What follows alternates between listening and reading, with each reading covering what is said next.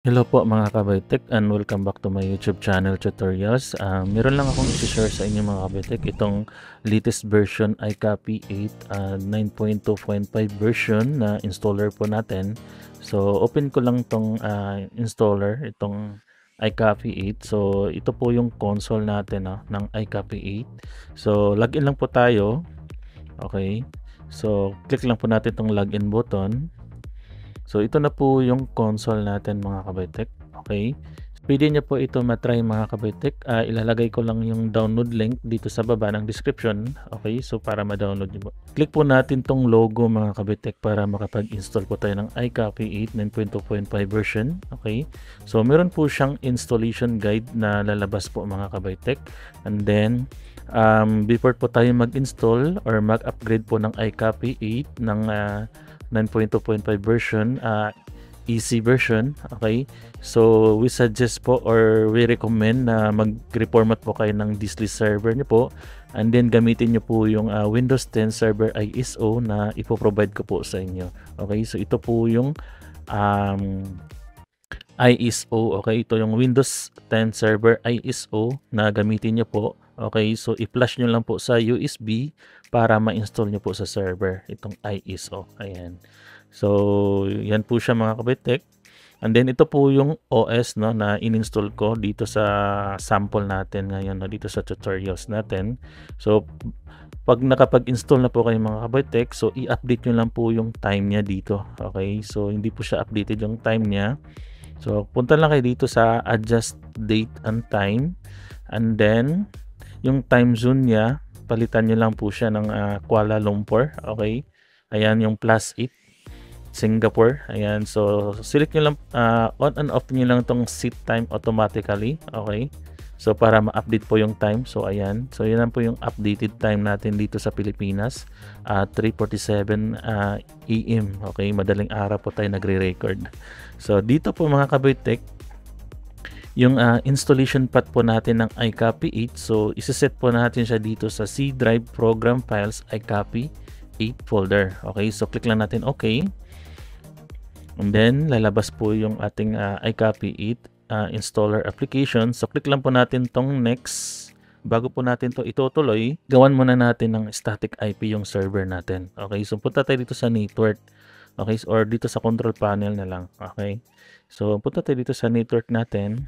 Ayan, dito sa Ethernet, and then properties, tapos dito sa IPv4. Okay, so double click lang natin, and then para ma-check nyo po yung IP address nyo po. Okay, so punta lang kayo dito sa startup, tapos type nyo po CMD, and then type nyo po dyan ipconfig. So yan po yung IP address ko dito mga kabaytek. Okay, so naka-customize po yung IP address ko kasi gumamit po ako ng Microtech. Okay, so yung ilalagay nyo po dyan, okay, yung gateway muna. So yung gateway ko po dito sa bahay 10.0.2.1, and then yung IP address, okay, dito. So kayo po yung gagawa. Okay, so 10.0. Gawin ko na lang siyang 200. Okay, so para mabago po yung IP address po dito sa server. Okay, so static po yung gagawin natin. So subnet mask. So yung subnet mask natin is 255.255.255.0. Okay, and then lagyan po natin siya ng Google DNS. Okay, 888 tapos 8844. Ayan, click lang natin OK. And then uncheck lang po natin tong ibang mga box. Okay, so yung naka-check lang dito is tong tatlo lang. Okay, so click lang natin OK, and then magre-refresh po yan. Okay, so pag meron na po yung internet, click nyo lang po close. Okay, so okay na po yan. So check po natin dito ipconfig. So nakikita nyo po mga kabaytek na bago po yung ating IP dito sa server. So naka-static na po siya. Okay, so close na po natin yan. Ayan, so proceed po tayo dito sa installation po natin. So click lang po natin tong next. Ayan, so ito na po yung IP na static na ginawa natin. Okay, so click lang natin next, and then dito lagay nyo lang po dyan admin, and tapos click next lang. So ito po yung installation path natin mga kabaitek. So importante po na mabago po natin to. So select nyo lang po itong button na to. Then punta kayo dito sa this PC, C drive, program files, tapos click OK. Okay.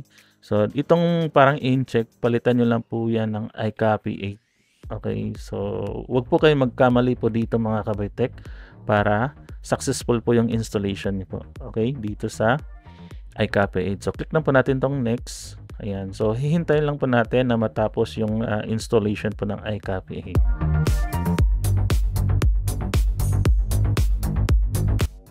So natapos na po siya mag-install mga kabaitek. So click lang po natin tong finish. Okay. So titignan natin yung iCopy Service 3. So as you can see, naka-in-check pa po siya. At saka ito yung console niya. Okay. So naka-in-check po siya mga kabaitek. Okay. So hindi pa siya activated, no? So ayan. Para ma-activate po natin yung ating iCopy 8. Okay. So para maging English version po yung mga language niya. So i-activate po natin siya gamit dito sa console natin. So click lang po natin tong iCopy 8 activator. Ayan. So meron po siyang key. So yung key, ito po yung activation key ko. So copy paste lang natin tong key. And then, ipipaste po natin siya dito. Ayan. So, click lang po natin tong activate button. Ayan. So, pag gusto nyo po ng iCopy 8 activation key, okay, so mag-message lang po kayo dito sa Facebook page or meron akong link na ibibigay po dyan sa baba para magkaroon po kayo ng activation key. Okay, so click lang po natin tong activation key. So, hintayin lang po natin saglit matapos yung activation. Ayan. So, mabilis lang po siya mga kabaitek. So, ayan. So, activation complete. So, iCopy 8 9.0 version is now fully activated. So, click lang po natin tong OK. Ayan. So, nagpalit na po siya ng wallpaper. Ayan. So, naging English version na po siya, no? Yung service 3 natin. At saka itong console. Ayan. Itong dislist console. So, ayan. So, click lang natin tong OK. So, ito na po yung iCopy 8 natin. Ayan. So, set up muna natin to. Ayan. So, pag nag-pop up na po itong configuration wizard, click lang natin tong next. Ayan. So, disable lang natin yan. Tapos, okay. So, dito pala, hindi pa ako nakapag-set up dito, no? Dito sa mga image disk, game disk at saka sa right back. So, close muna natin to. So, punta kayo dito sa manage, no? So, dito sa disk management nyo. So, since tutorial po ito, so isang SSD lang po yung ginamit ko dito, no? Wala pa akong mga ibang SSD. So, not recommended po na gumawa po kayo ng maraming partition po sa SSD kasi madali lang po siyang masira. So, it's better na meron kayong SSD para sa right back at saka sa games. Okay? So, gawan ko muna siya ng partition. So, partition 20 GB lang doon sa image. Ayan.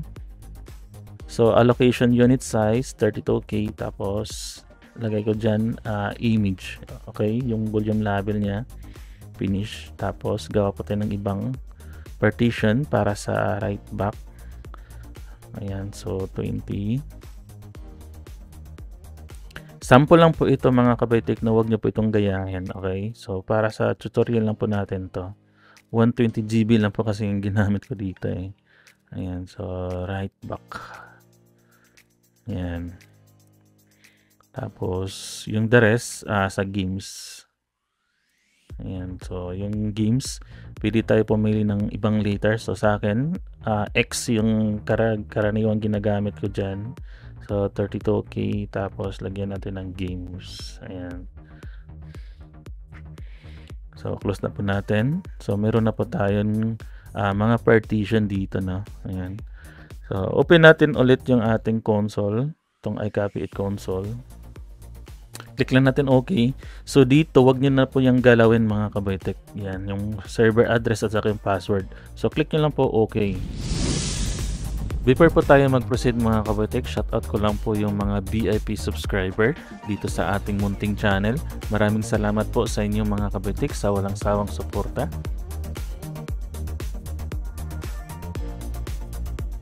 And then, lalabas po yung configuration wizard. Ayan. So, click lang natin next. Tapos, disable lang po natin to image. Set po natin siya. And then, yung right back, set natin.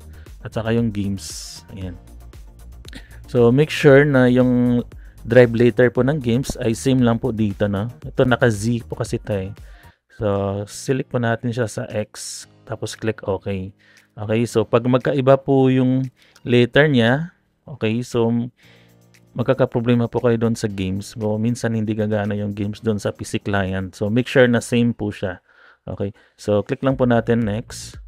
And then dito, 8GB lang yung RAM ko dito sa server. Okay, so lagay ko na lang dyan temporary yung cache niya, yung game image sa saka yung right back cache. Okay, so click lang natin next. Tapos check nyo po itong game data, no, at saka itong system data.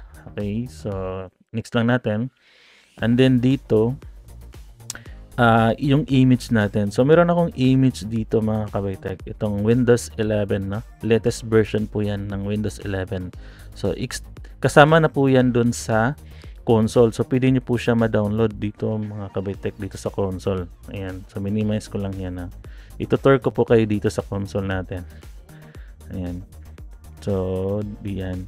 So pwede po kayo makapag-download dito, no? Ito yung server ISO po. Okay, so ito po yung isi-select nyo, itong Windows Server ISO para ma-install nyo po sa server nyo po. Okay, so yan po yung i-click nyo, tapos click nyo lang po itong run, and then lalabas po yung download link. Okay, so download nyo lang po yan, tapos i-install nyo po sa server nyo po. Okay, as a Windows system. So ito po yung mga image natin, so Windows 10 at saka Windows 11.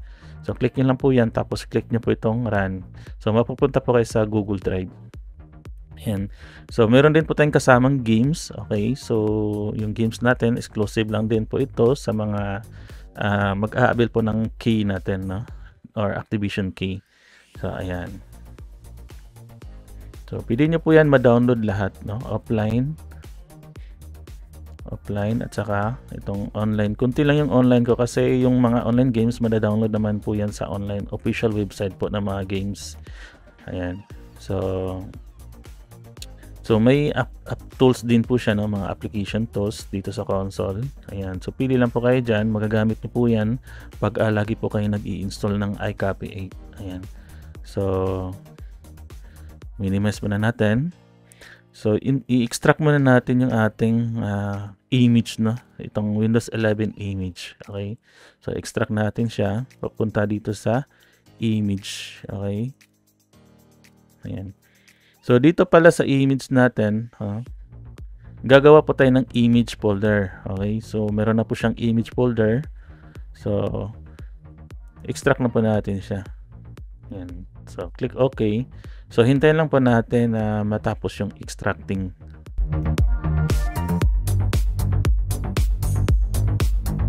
So natapos na po siya mag-extract. So close na po natin yan. Ayan, close na natin. So dito, balik tayo sa configuration wizard. So import po natin yung image natin. So select image. And then punta tayo sa this PC. Dito sa image drive natin. And then open natin yung image folder.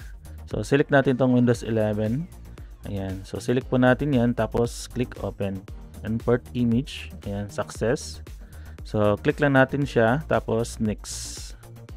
And then dito, click po natin itong generate client. Okay. So lagay nyo lang po dyan kung ilang number po ng client po. So example, maglalagay ko ng 10.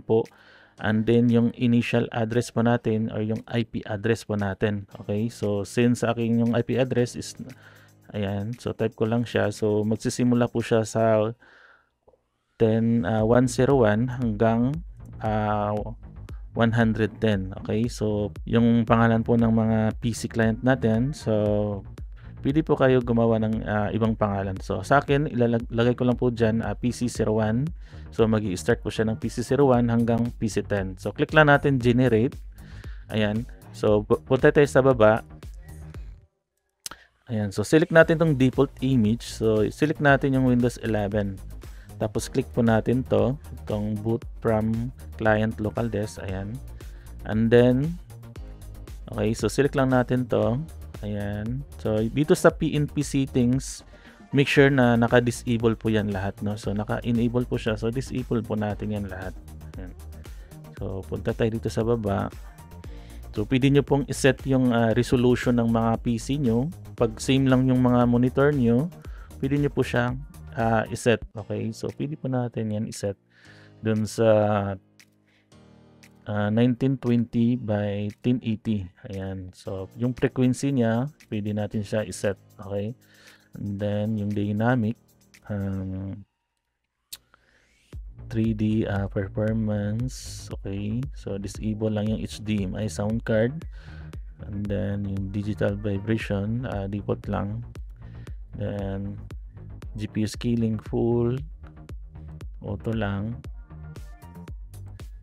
Then vertical default, desync, full screen, then power management, yan, performance lang, tapos CPU. Okay, so click lang natin next. So click natin finish. Ayan, so balik tayo dito. So punta tayo dito sa server. Ayan, so double check lang natin dito. Okay, so punta tayo sa network. So make sure na naka-check po yung system data at saka game data. And then dito sa cache natin, so ibabalance nyo lang po siya dito mga kabaitek, itong cache natin dito sa memory nyo. So wag nyo po siyang isagad, no?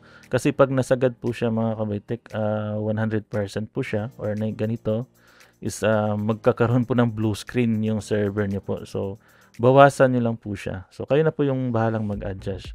Okay, so sa akin, malapit na siya mag 100%.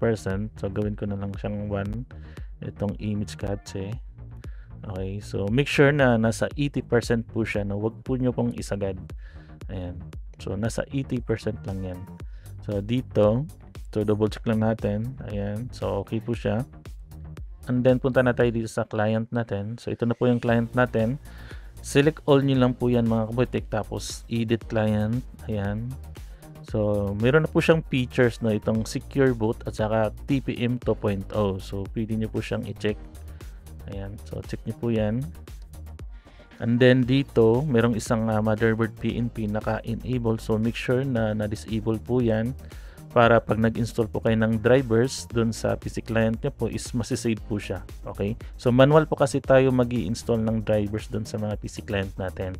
So, hindi po ito online BGA PNP, no? So, manual po tayo mag-i-install. So, make sure na naka-disable po yan lahat. So, click lang natin OK. So, ngayon po mga kabaitek, mag-on po tayo ng isang PC para i-connect po natin dito sa disk console natin. Okay? Ayan, so ito po yung PC client ko mga kabaitek. And then, punta lang kayo dito sa advanced.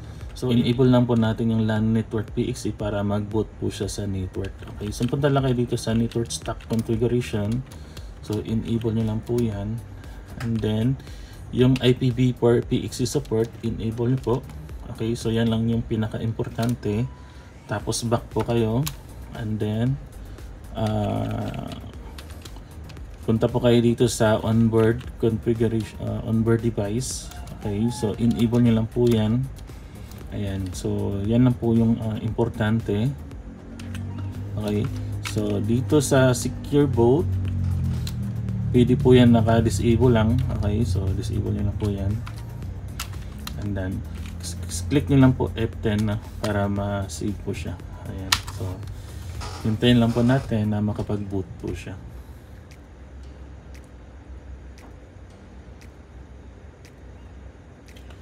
So ayan po mga kabaitek, ito po yung blue screen numbering po, no? So since gumawa tayo ng 10, no? So since yung PC natin is magi-start sa 1, so select muna natin yung PC1.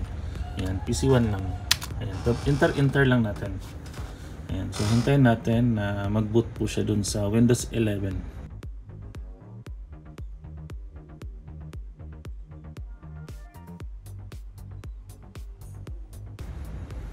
So, ayan po mga kabaitek, pumasok na po siya sa Windows 11. So, balik po tayo doon sa server natin.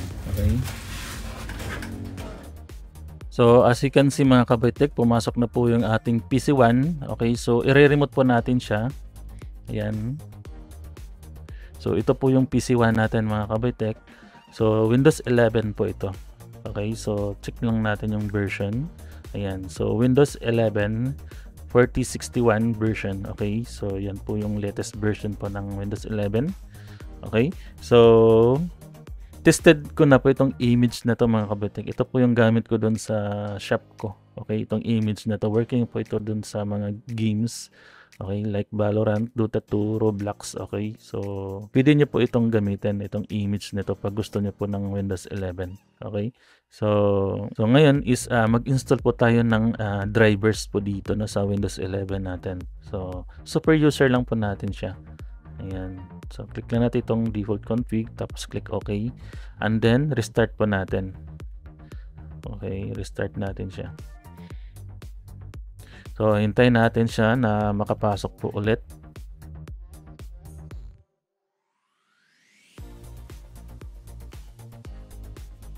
Ayan, so pumasok na po siya mga kabitek sa Windows niya. So, punta tayo dito sa server natin.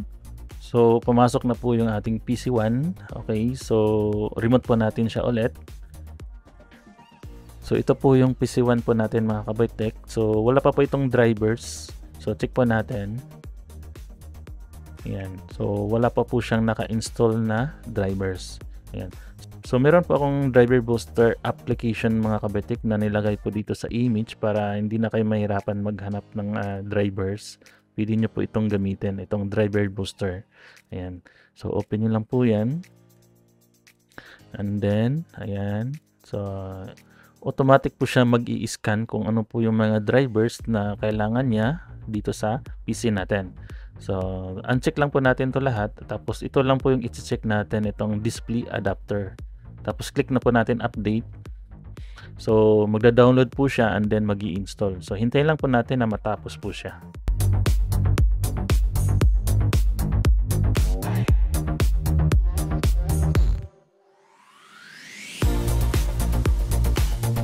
So, natapos na po siya mag-install mga kabitek ng drivers. So, close na po natin to, itong driver booster, and then check po natin. Okay, dito sa dito sa device manager. Ayan, so meron na po siyang drivers na ito. Naka video card po kasi ito, RX 550 itong PC client ko.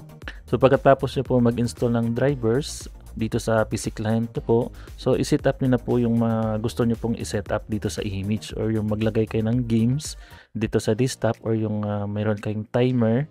Okay, so ibang mga application na pwede nyo ilagay, so pwede po siya. Okay, so pagkatapos nyo po ma-set up lahat, so shutdown nyo lang po yung PC nyo, yung PC client. Okay, shutdown lang, and then hintayin po natin na mag-offline mode po itong status po ng PC1.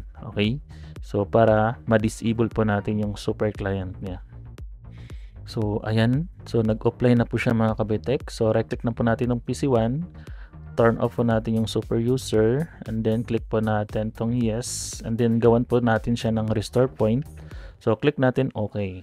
So meron po akong full tutorials po nito mga kabitek. Panoorin nyo lang po yung aking previous video pag naka multiple specs po kayo. So yun po yung guide po doon, so pwede nyo po yung panoorin. Okay, so i-on po natin ulit yung ating PC1. Okay, so pwede po tayo makapag-on dito sa PC1 pag naka-enable po yung week online nyo po. So hintayin lang po natin na pumasok ulit yung PC1.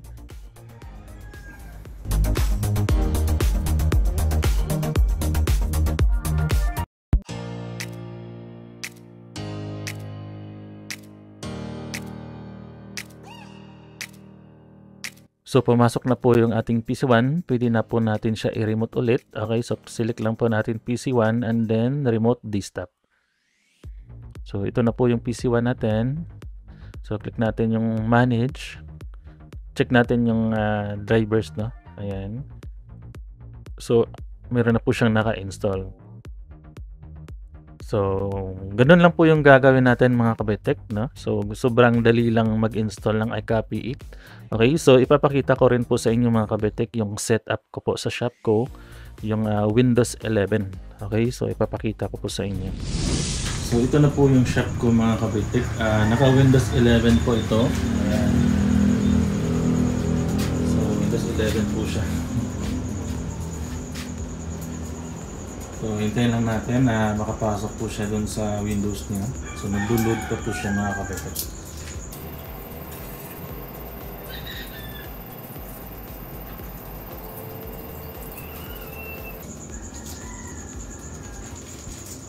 Ayan. So, naka-centralize po ito mga kabetek. Ayan. So, meron pa akong ito po yung timer niya, no? Ayan. Yan po yung diskless server at saka yung centralized software timer. So, in-install ko lang po siya dito sa server. Ayan. So, maglagay po tayo ng time dito sa PC4. Ayan. Select po natin yung PC4 tapos pwede ka na maghulog ng coins. ayan. So, maghulog po tayo. Okay, ng 10. Ayan. So, click lang natin enter. Pumasok na po ang iyong oras. So, tignan Enjoy natin sa dito paglalaro. Salamat. Ayan. So, may announce po siya. So, meron siyang speaker, no? So, ayan, may time na po yung ating PC4. So, meron po siyang 1 hour. So, check natin yung PC4 natin. Ayan. So, ito po yung PC4. Ayan. So, dati naka-traditional setup po ito. Ngayon, naka-centralized po siya. So, Windows 11 po ito mga kabit. Ayan. So, Windows 11. Check lang natin yung system niya na.